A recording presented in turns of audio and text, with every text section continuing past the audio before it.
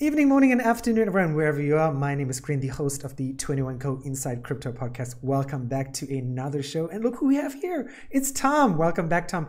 Thank you so much for taking time. And let me tell you, ladies and gentlemen, Tom is super busy. So I am ever so grateful that he could make today's show. Fill us in, especially when it's been such a trying time. A lot of people are worried about centralized exchanges.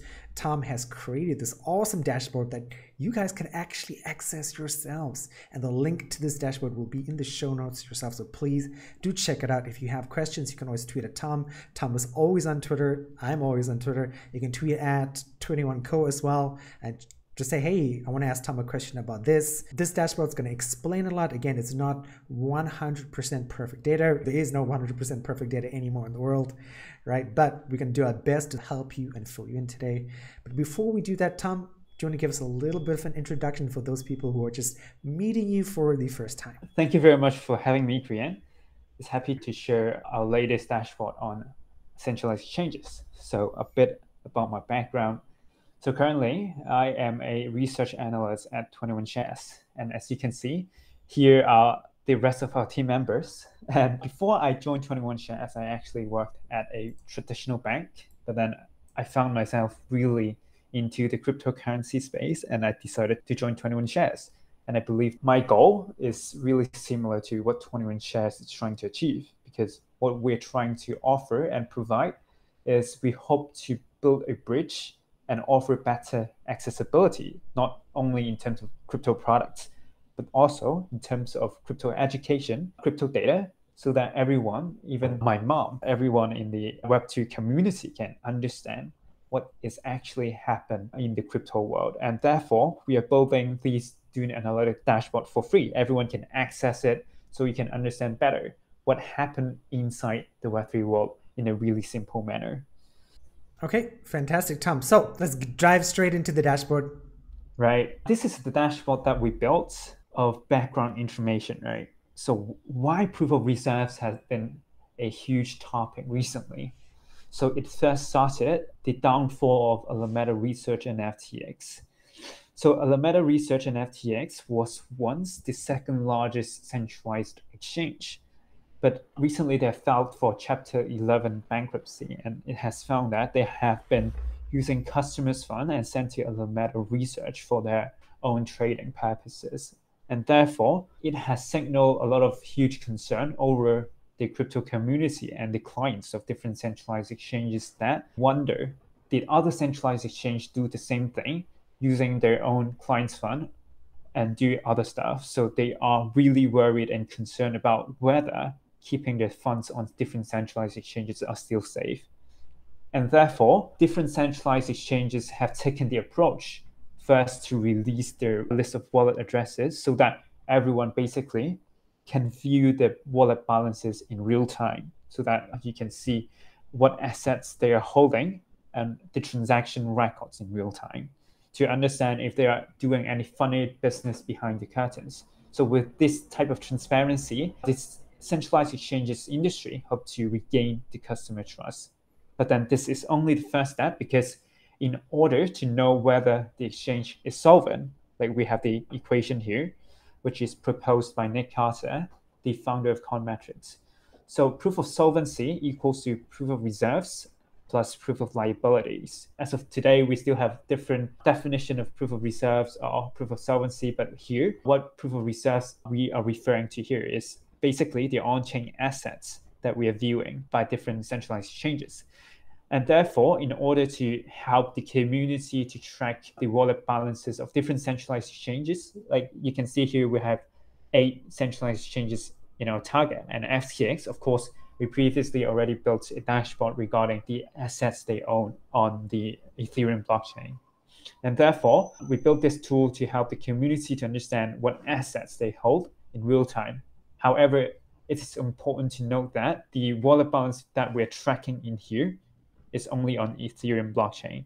And if you want to know more about what assets they hold, for example, on Bitcoin network, Tron, BNB chain, feel free to check out Nansen's dashboard. They also offer a really good visualization so that it supports multiple blockchains, so that users and investors or clients can understand what assets they hold in a more overview term in other blockchains as well. So this is basically the background. And in terms of the dashboard, what we offer or what we provide the users to track, first of all, we offer them to track an overview of different centralized exchanges in a comparison way. So as you can see, Binance, of course, having a huge and the largest balance in here. They have around 39 billion worth of assets on chain right now. But then, as mentioned earlier, proof of solvency, you need to understand the proof of liabilities as well. And therefore, it is not enough to understand whether the centralized exchanges is still solvent, but then it's a good first step so we can track it in real time.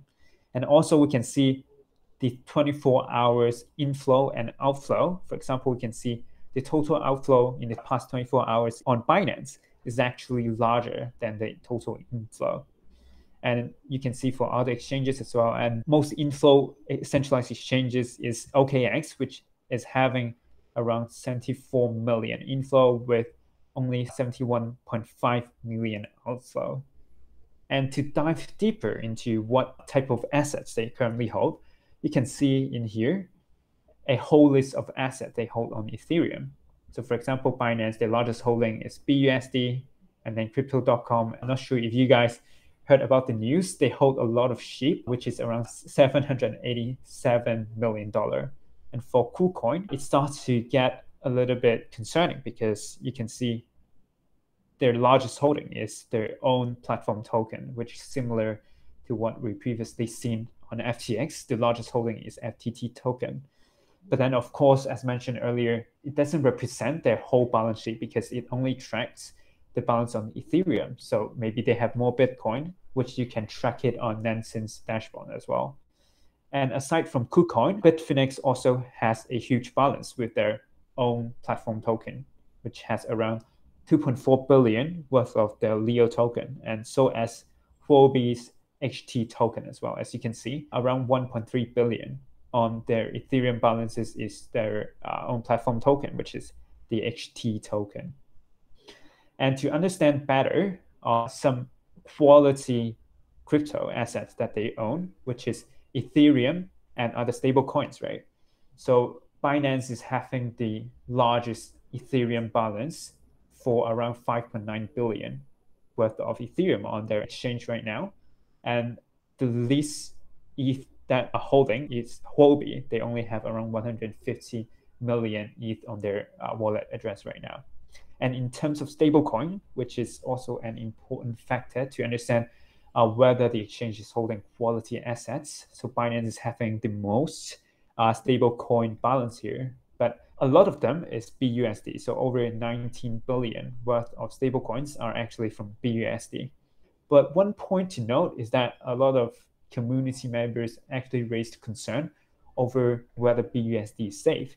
But CC actually responded that BUSD is not custodied by Binance. It only issued by Binance, but the underlying custodian is Paxos. So Paxos is a regulated entity in the US. So basically, BUSD is not solely centralized by Binance and issued by Binance only. It is also by Paxos as well. And aside from Binance, we are also seeing OKX is the second exchange that have largest coin balance, and most of their stable coins holding USDT. And for Crypto.com, most of their coin balance is in USDC. And lastly, if we are looking at this overview, we can see the top 10 token inflow in these centralized exchanges. So of course, the most inflow is the quality assets or the assets that most people own, which is stablecoin USDT, USDC, and then ETH. But then things get interesting, which is you can see the most inflow is SHIB, DAI, 𝕋𝕚𝕐𝕠𝕕𝕖. And previously, a few days ago, we have seen that previously an exploiter from the Mango markets. So he previously took a loan on Aave and deposited a huge amount of CRV token into OKX. So on that day, we were able to see the token inflow in the past 24 hours. A lot of them is in CRV token, and therefore it caused a huge selling pressure on OKX and other exchanges as well. So this part, you can view it as the potential selling pressure. For example, why people send the tokens into centralized exchange. One of the potential reason is selling it there because you have lower slippage, probably because you have large market makers on the centralized exchanges. And then you don't need to cost a lot of gas fee to do a swap on centralized exchanges. And therefore, a lot of people are actually using centralized exchanges for the medium of exchange instead of decentralized exchanges. And you can also see the token outflows in the past 24 hours. So probably what they could do with these tokens here is do different DeFi stuff, such as lending, borrowing, being a liquidity providers in decentralized exchanges, or even yield farming or staking, and so on and so forth. And then until now, we have covered the overview of this dashboard. And then later on, I will cover the individual view of separate centralized exchanges. But before that, Krian, do you have any question or do you have anything you want to dive deeper on the overview part? Sure. Like you mentioned Nansen right now. Yep. I think people who are not familiar with crypto maybe don't know who Nansen is. Right. But is the Nansen data free or is it something you have to pay for? For the Nansen portfolio tracker, let me click here for real quick. For the Nansen portfolio tracker, it is free. But if you want to track the NFT portfolio, I think you need to pay for it. And then this is just one of their offering. For example, you can track the Nansen portfolio dashboard here is totally free.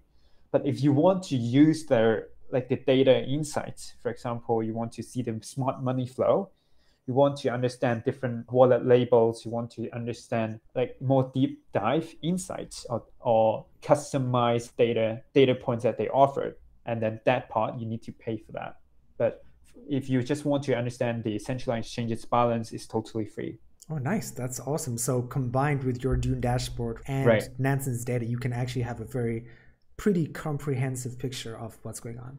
Right. You can see Bitcoin balances, BNB chain, but then why we still built this dashboard is because the Dune dashboard allows you with more customization so that you can do more customization on different analysis you look into. And we provide different real-time transaction so that you can click it and understand which entities they are trading with. And then you can click on a particular date as well so that you understand in the past historical date, what transaction did they make, so that we believe that we offer more customization for different users in the community, so as our own team as well, to understand what is behind the curtains of these centralized exchanges.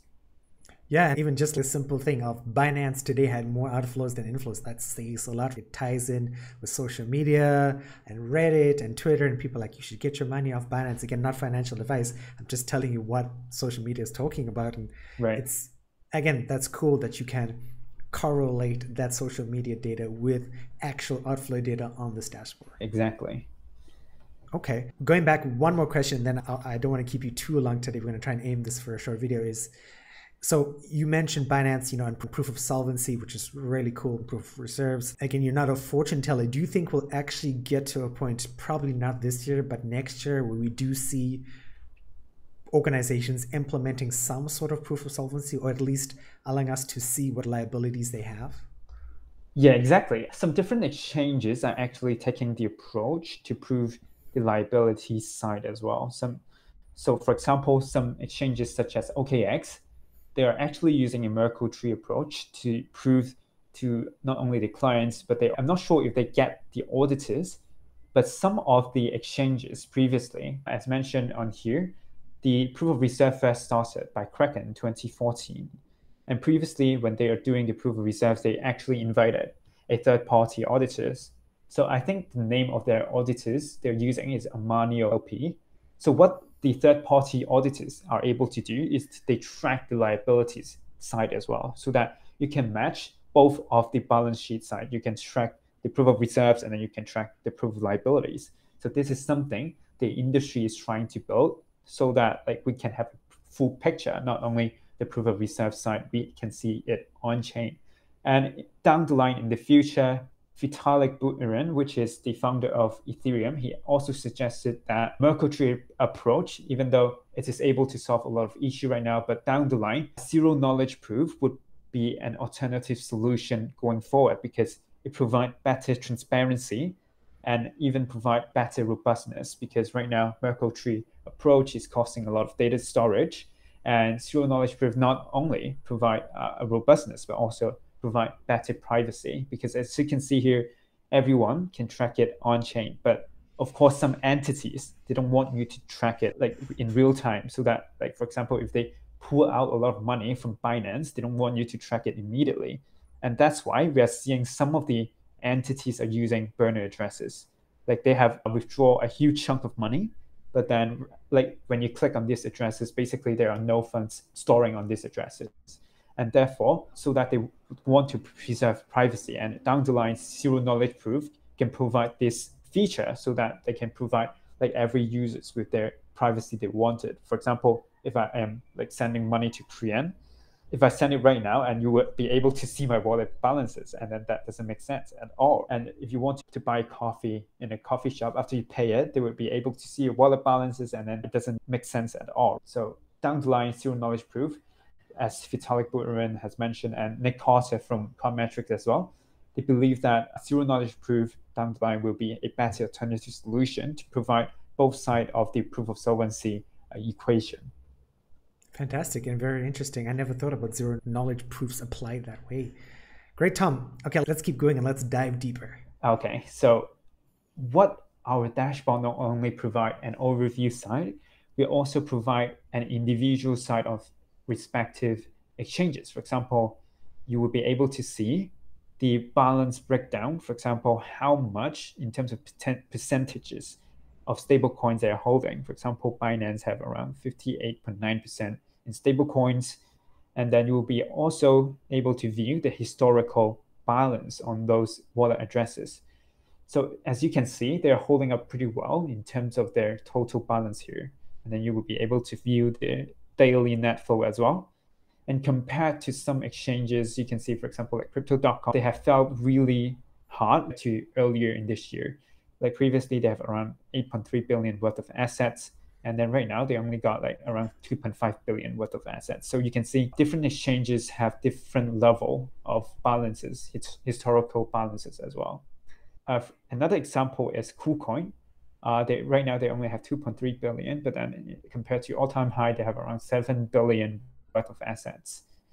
And aside from historical balances and historical net flows, another cool feature that we are offering is the top 10 addresses that have been withdrawing or depositing in that particular exchange. For example, you can customize your own analysis. For example, if you want to see a shorter time frame, for example, 1 day, 1 week, 1 month, and even 1 year, and the default value right now is 1 year. So you can see in 1 year, Alameda Research actually has withdrawn the most money from Binance. But one point to note is this is only one of Alameda Research addresses. So they could have like different addresses combining. Like this number would even be larger. And you can also see which addresses deposit most money into Binance the most over the past 1 year as well. So I think this is a really cool feature so that you can dive deeper for everyone. For example, if you want to know which entity is behind this address, of course, you won't know right now because not every address is being tagged. And as I mentioned earlier, a lot of the entities or large entities are actually using burner wallet addresses. So this is only a medium of transfer. So they just park the money here and then transfer to another, like the main address they're using. But what you can see here is you will be able to further analyze what tokens like the final destination of their tokens. I think this is a really cool thing. So for example, you can see Paxos Treasury has been sending BUSD to this address. So potentially down the line, like people could conclude this address belongs to a particular entity. So this is something our dashboard is able to provide. And the last feature I would like to introduce is the customized transaction record, right? For example, if you see the daily net flow, you'll be able to find that crypto.com has a huge out net flow on 21st of October. So if you see that, you think it is unusual compared to previous record, right? So what you can do is dive deeper into what really happened on the 21st of October. So after you have selected the threshold of the transaction, because obviously you don't want to view the transaction below a certain amount, right? It doesn't match the purpose of your analysis probably. But after you set the threshold here, you'll be able to see what transaction they're transacting to and from on that particular day. What happened? Why did they transfer a lot of money out? So you can see here is they have transferred around 320k ETH away to these addresses. And according to a report from Cointelegraph, this address belongs to another centralized exchanges, which is called Gate.io. And after digging deeper by that media outlet, they found out Crypto.com actually mistakenly sent that huge amount of ETH to Gate.io, according to Crypto.com, of course. But then it also raised some concern on whether or why they sent that huge chunk of money to another centralized exchanges. Of course, we don't know the real reason behind it. It could be a mistake or it could be something deeper, but obviously we don't know. But either way, it doesn't look good to Crypto.com, of course. You're mistakenly sending around 412 million worth of asset mistakenly to another exchange. If it is by mistake, it shows that the people on Crypto.com is really careful, I would say. But then it would be interesting to track the real-time transaction record using our feature here. So that's basically all of the features we provide on this Dune dashboard right now. But down the line, we will also provide like more upgrades and more updates in the future. For example, adding more tracking dashboard and adding more centralized exchanges so that like everyone can keep track of more centralized exchanges down the line. Fantastic. You just answered a question I was just going to ask, what's coming next year for this dashboard. But yeah, that's cool. Tracking more. Tom, looking at this dashboard, right, like just today, because this is just the data today, is there anything that stands out to you looking at it? To me, it was just the net Binance outflow was one of the things I was like, oh, wow. Because Binance is my main form of exchange here in Taiwan. But yeah, what stands out to you today just off the top of your head? To be honest, I didn't find any like suspicious or something unusual today. But then previously, what we are able to see, for example, I mentioned earlier, what interesting is we can track the top 10 token inflows. For example, if we see an unusual token with a large chunk of amount sending into centralized exchanges, for example, on that day, the Mango exploiter, he has sent around 60 million worth of curve into centralized exchanges. So if in the future we see that type of amount of money coming from like altcoins that is unusual for that huge amount of money sending into a centralized exchange, we can dive deeper into DeFi like on-chain analysis to understand who is sending that huge amount of money into centralized exchanges or what really happened on the DeFi side. So this basically not only we can not like it can definitely serve it as a signal, but also it's also laying a ground so that everyone can dive deeper using other tools like Etherscan as well, because it definitely doesn't show like second order of transaction. For example, if you want to dive deeper, you probably need to use Etherscan to understand where the money is coming from. Is it coming from a lending protocol? Is it coming from liquidation? Is it coming from a known entity? That's something we can leverage this dashboard to dive deeper into.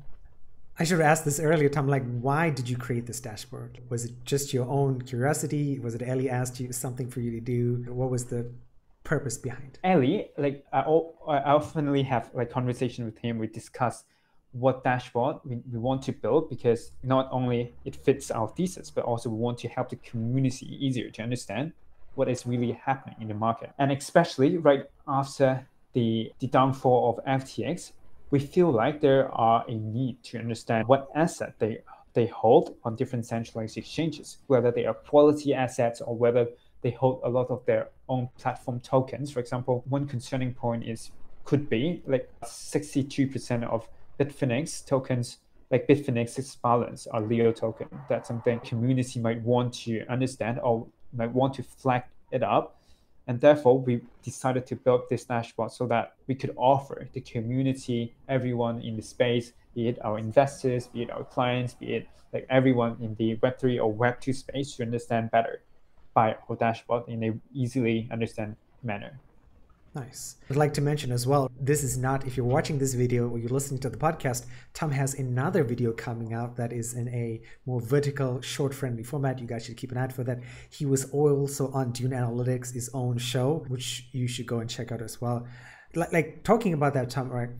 Do you think Dune Analytics, I mean, you understanding it better, will ever get to a point where it becomes as user-friendly in terms of the look as Nansen is? Because Nansen has a lot of pretty graphs. It's very easy for stupid people like me to look at Nansen. Okay, this is what makes sense. Not that Dune is difficult, but Dune you have to really think about. Do you think Dune is going to have another layer on top to say, okay, here's this beautiful graphical layer, here's the layer with all the numbers, and underneath that is all the coding layer. Right. Is that something that Dune has, or maybe you've seen it in like discussions? Are they going to go that way in the future, or is Dune going to act the way it is at the moment? Previously, like according to Discord and different conversations with the Dune team and the community members, I believe that they are working really hard to roll out new features down the line. Previously, we have seen that they roll out new visualization, they roll out new databases, they roll out new support on different chains, and they roll out like this label function so that we can tag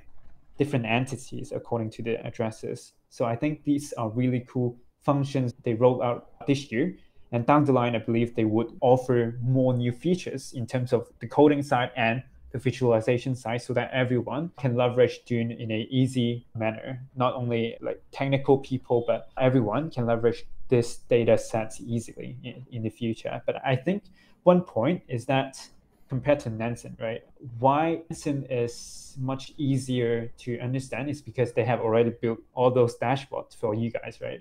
And therefore, Dune is more likely, like Dune is positioned as a community-driven tool instead of a dashboard for everyone, so that like everyone can customize their own analysis, and they can present it in any visualization format. And I think it's really cool. For example, another person who saw this dashboard and he wants to leverage to do their own analysis, right? Simply they can just click in here and then fork the code, and then they can change anything, literally anything, to fit their own analysis. And this is something I believe that why Dune or Flipside Crypto position themselves to offer like coding instead of like drag and drop option like Nansen, for example. Okay, and that's a good point. You should watch Tom's previous episode. He mentions the coding part that you guys have access to. If you are friendly with coding, you understand it. It's something you can play around with Tom's code and change it and do your own analysis, as Tom exactly just. Tom, one last thing I would say is, right, you've talked about so much on this dashboard. We do want to keep this short. The 21 Shares team, the research team, has a whole bunch of other dashboards. Is there any other dashboards you want to highlight today or mention for people to check out and say, hey, this is also another cool dashboard that people can go and check out now that they have an understanding of centralized exchanges? Right. The most nearest, like before we built this centralized exchange proof of reserves dashboard, the other dashboard we built is tracking the 𝕂𝕂𝕂 and FTX wallets, which I think under the current circumstances, the community would be really interested into knowing better of the historical balances of FTX and 𝕂𝕂𝕂, like the net flow and what assets they hold and the transaction previously. So the dashboard, I think the community will be interested in. Cool. That's a great suggestion, and I really, really appreciate it. Okay, great. Tom, thank you so much. So again, as usual, if you're watching this or listening to the podcast, Tom's Twitter account, Tom's LinkedIn will be in the show notes. All these dashboards, the links, the two dashboards we talked about today, including the 𝕂𝕂𝕂 FTX one, and of course, Tom's Centralized Exchange one will be there. You can check them out. Any questions, please contact us. If I know everybody wants Tom to come on more, but if you want Tom to talk about something specifically, please let us know. And then we will talk to you guys later. Thank you very much, Brian.